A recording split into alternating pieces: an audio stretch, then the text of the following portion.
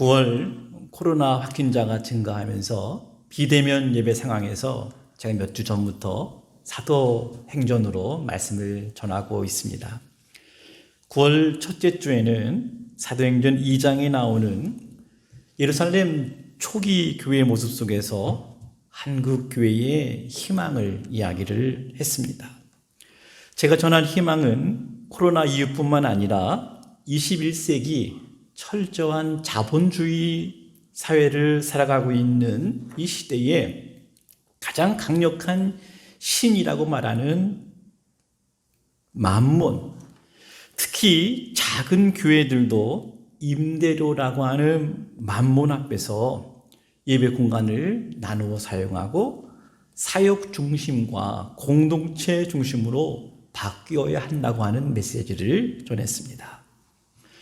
지난주에는 예루살렘 교회에 박해가 일어나자 사마리아로 흩어진 사람들에 의해서 복음이 전해지는 장면을 전했습니다. 저는 이 시대에 흩어진 사람들이란 이 사이버 세계 속에서 비대면 예배를 힘들어 하시는 어르신들, 그리고 교회에서 상처받으신 분들, 그리고 사역지를 잃어버린 목회자와 많은 선교사님들이라고 구분을 했습니다.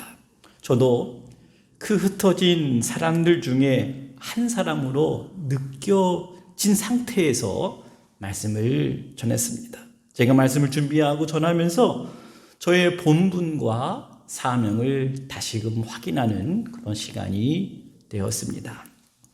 오늘 함께 묵상할 본문은 그 흩어진 사람들이 사마리아를 넘어서 베니게, 구브로, 안디옥이란 지역까지 복음을 전했다는 내용입니다. 그런데 아주 중요한 복음의 진전 포인트를 확인할 수 있는데 안디옥에서 그들이 그리스도인으로 불려졌다라고 하는 기사의 내용입니다.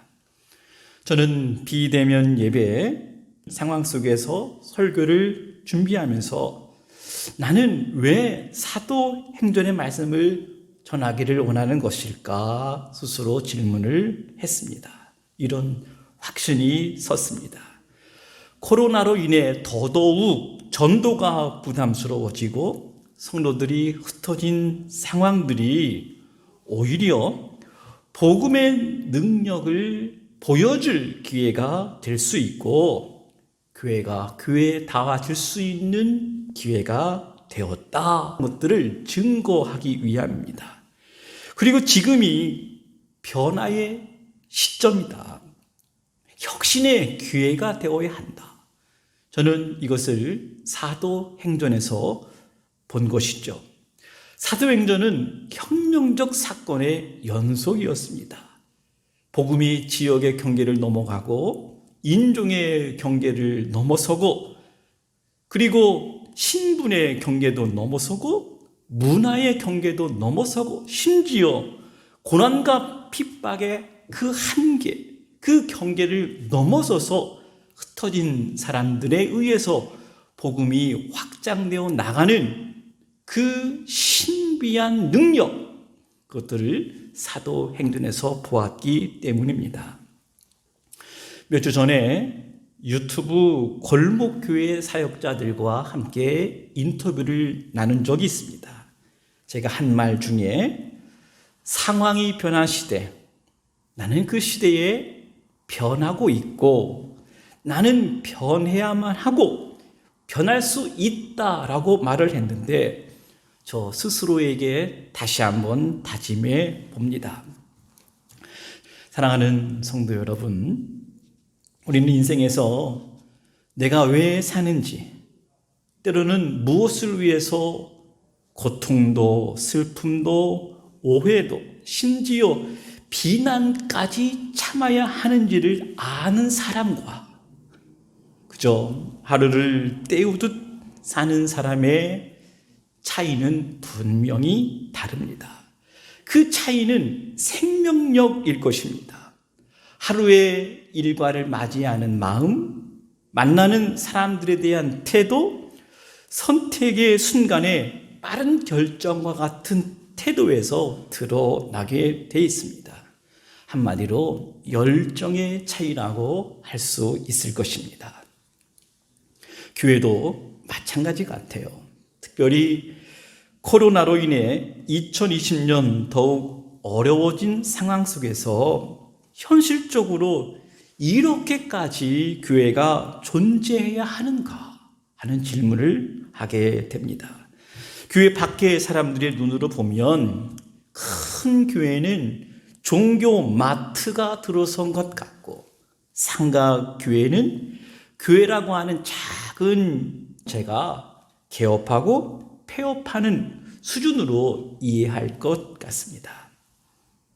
세상 사람들의 관점은 이렇다 하더라도 지금까지 수년 동안, 아니 수십 년 동안 신앙생활을 지속하고 있는 그리스도인들에게 당신은 지금 왜 교회를 다니십니까? 라고 물을 때 속 시원하게 대답할 수 있습니까?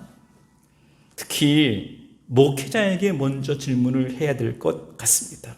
아마도 지금까지 버틴 것 은혜라고 말할 수 있을 것입니다. 그럼에도 왜 지금 이 어려운 상황 속에서 버텨야 하는가? 그 이유가 무엇인가?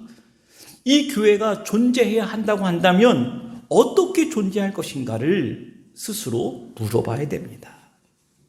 다시 사도행전 이야기 속으로 들어가 보겠습니다.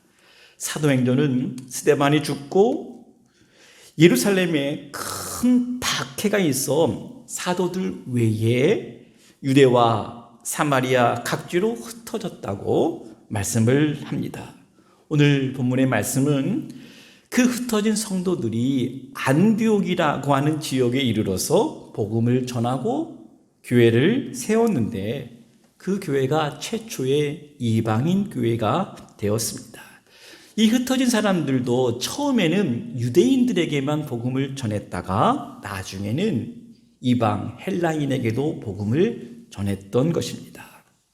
제가 오늘 본문을 통해서 전하고자 하는 핵심은 사람들입니다. 사도행전 기자는 하나님 나라가 확정되어 가는 이야기 속에 아주 중요한 사명을 감당했던 사람들을 등장시킵니다. 흩어진 환경 속에서도 복음이 이방에 거침없이 증거되고 진전된 것은 사명에 눈이 띈 사람들이 있었다는 것입니다. 사도행전 기자 누가가 이것을 강조했습니다. 하나님의 관심은 사람에 있지 않을까. 19절 말씀에 보면 때에 스데반의 일로 일어난 환난을 인하여 흩어진 자들이 베니게와 구브로와 안디옥까지 이르러 도를 유대인들에게만 전했다. 여기서 스데반의 일이라고 말하는 것은 스데반의 순교 사건입니다.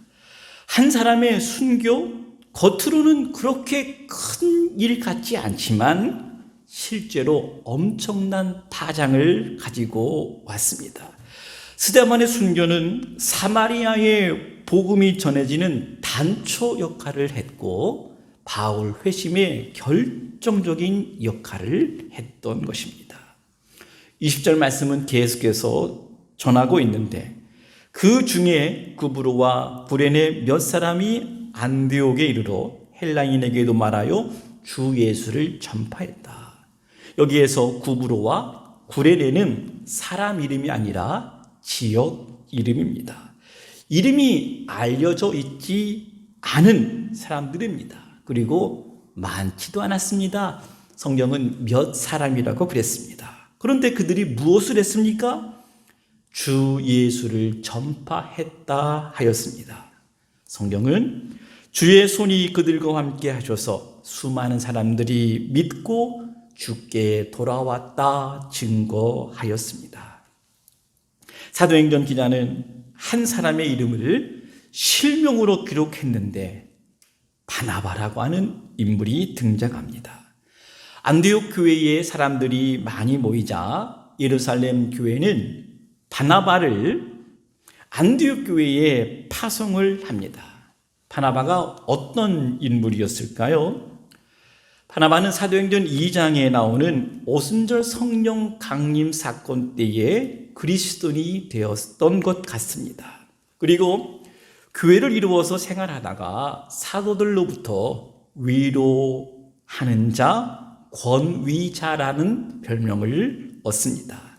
이어서 한 사건을 보도하는데 자기의 밭을 팔아서 사도들의 발 앞에 두었다 했습니다. 자기의 소유를 팔아 헌납했던 바나바의 헌신은 초대교회 지도자들에게 큰 위로가 되었을 것입니다. 사도행전에 바나바에 대한 두 번째 사건이 등장하는데 9장에서 바울이 회심한 이후에 일어난 사건 속에 바나바가 나타납니다. 예수 믿는 자를 받게 했던 바울이 예루살렘에 가서 제자들과 교제하기를 원했지만 다 두려워했다고 했습니다. 그때 바울이 예수를 어떻게 만났었는지, 예수님이 바울에게 어떤 말씀을 하셨는지, 바울이 다메섹에서 어떻게 예수의 이름을 담대히 말했는지 보증해주고 제자들에게 소개한 사람이 바나바였습니다. 성경은 이 일 후에 온 유대와 사마리아와 교회가 평안했다, 그리고 든든히 서갔다 기록을 해주고 있습니다. 그리고 바나바를 착한 사람, 성령과 믿음이 충만한 사람이라고 증거를 하고 있습니다. 바나바에 대한 세 번째 소개가 오늘 본문의 말씀 속에 나타나는데, 안디옥에 있는 교회가 수많은 사람들이 믿고 죽게 돌아왔다는 소문을 듣고 예루살렘에 있었던 바나바가 파송이 된 것입니다. 바나바가 그곳에서 1년간 바울과 함께 그들을 가르치고 안디옥에서 죽게 돌아온 사람들이 많았다. 그리고 그들이 그리스도인으로 불렸다라고 기록을 한 것입니다. 사랑하는 여러분, 왜 사도행전의 저자 누가는 복음이 진전되어 나가는 그 위대한 사도행전의 역사에 한 인물에 집중했을까요? 사도행전은 하나님의 선교 이야기이지만 하나님께 쓰임받았던 한 사람 바나바를 사용하셨다는 것입니다. 교회를 세우는 일에 말없이 긍정적 역할을 했던 하나님의 사람 바나바의 헌신이 전제되었다 하는 사실들을 우리는 잊지 말아야 합니다. 바나바는 자기 재산 중에 한 부분을 아낌없이 팔아서 주 앞에 내놓는 헌신의 사람이었습니다. 바나바는 사울의 가능성을 믿고 내가 이 사람을 책임지고자 했던 착한 사람이었습니다. 바나바는 안디옥의 부흥이 일어났을 때 자기의 한계를 알고 바울을 초청해서 함께 동역할 수 있는 사람이었습니다. 예수 믿는 사람들이 흩어지고 교회가 어려워지고 세상의 만몬의 우상 앞에 어쩔 수 없이 무릎 꿇는 이 시대에 바나바와 같이 교회를 위하여, 복음을 위하여, 하나님의 나라를 위하여 온전히 자신의 모든 것을 내놓을 수 있는 사람, 바나바와 같이 한 사람의 가능성을 믿어주고 힘을 실어줄 수 있는 사람, 바나바 같은 인격으로 많은 사람이 주 앞으로 돌아오는 영향력 있는 사람, 바나바와 같이 자신의 한계를 인정하고 복음을 위해서 자신의 권리를 내려놓고 온전히 헌신할 수 있는 큰 일꾼이 그 어느 때보다도 필요한 시기입니다. 한 사람의 순교, 한 사람의 헌신이 엄청난 일을 낳은 것입니다. 한 사람의 헌신과 봉사는 위대합니다. 그리고 하나님의 선교 이야기에 아름답게 쓰여진 사람이 되었습니다. 코로나 시대, 자본이 시리던 시대에 하나님이 사람을 찾으십니다. 사랑하는 여러분, 이 시대에 희망을 말할 수 있는 것은 단순합니다. 바로 하나님 나라의 주인공으로 쓰여지기를 원하는 헌신의 사람이 있다면, 내가 바로 그 주인공이 되기를 원하는 열망이 있다면 그것이 바로 희망입니다.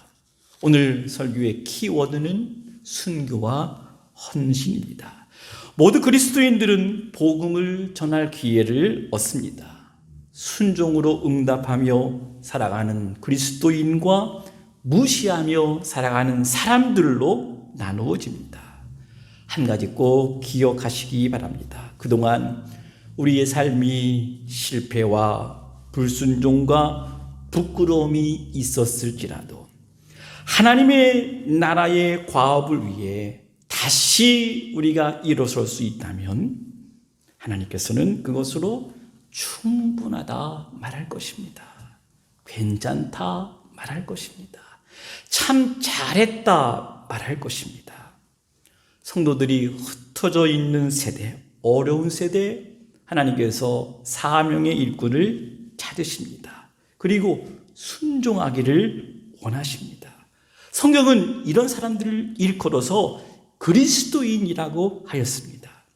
그리스도인이란 그리스도에게 속한 자라는 정체성을 갖고 있지만 바로 그리스도를 증거하는 사람, 그리스도를 위해서 자신의 모든 것을 다 내놓을 수 있는 사람, 그리스도인이란 영광스러운 이름입니다.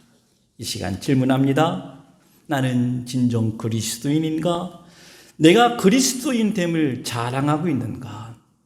행여나 이 이름에 부끄러운 삶은 아닌지 진지하게 묻고 대답해야 할 시간입니다.